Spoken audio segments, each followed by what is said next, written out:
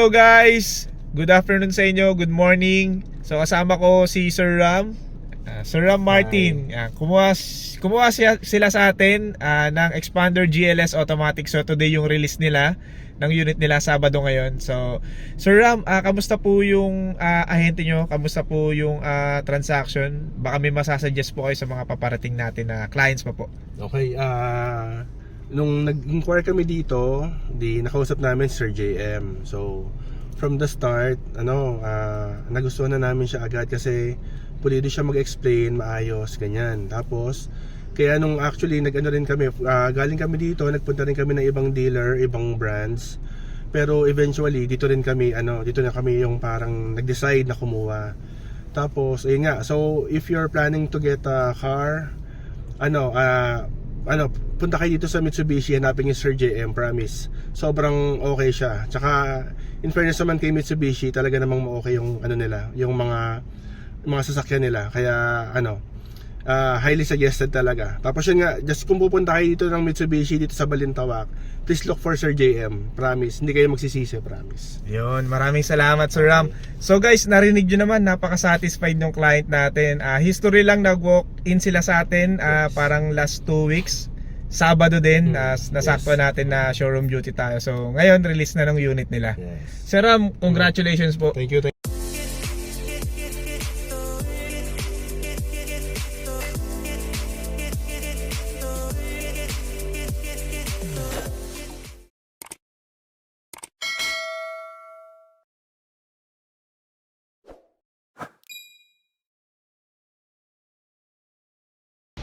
Hello guys, good day. This is JM Bunagan, your sales executive here at Mitsubishi Caloocan.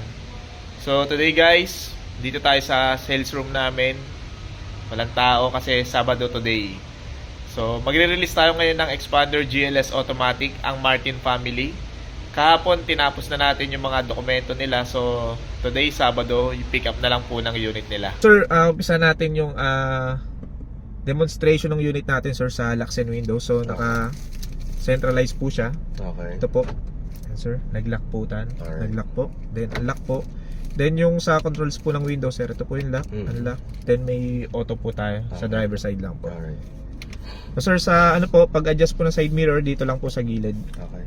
Then ito sir, electronic power steering po yung ating steering. Malambot to sir. Okay. Then nati-tilt and telescopic po. So ito lang po yung lock niya sir. Okay.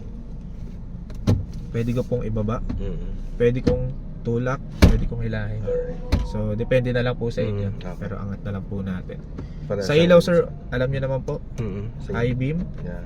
fog lights, Okay. tapos yung sa washer po natin. Alright. Then dito sir sa modes po natin sir, ito po yung lakas ng volume, Okay. hina ng volume sa audio controls, lipat ng station po ng channel or ng music. Alright. Tapos meron tayong sagot po ng tawag, decline po ng tawag, and then yung voice command natin sir. Alright. So yung voice command natin sir, magagamit po natin siya pag naka Android Auto po tayo or Apple CarPlay. Alright. So kailangan lang po ng wire share ng cellphone para kumonek po. Okay. Then sir, sa touchscreen monitor po natin, ito po, home, USB, iPad, iPhone. Yung Bluetooth sir, malalaman niyo naman po yung password pag nag-pair po kayo. Yes. So ito yung sinasabi ko sir, yung Android Auto. Okay. So lahat po ng ng apps sa cellphone niyo na applicable po dito, magagamit niyo po.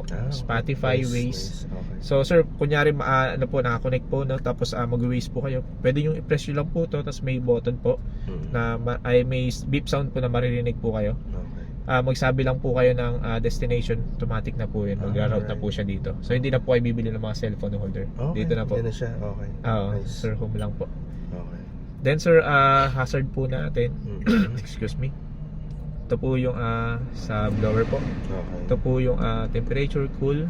Then kung gusto nyo naman medyo malamig, meron din po tayong hot sir. Alright. Okay.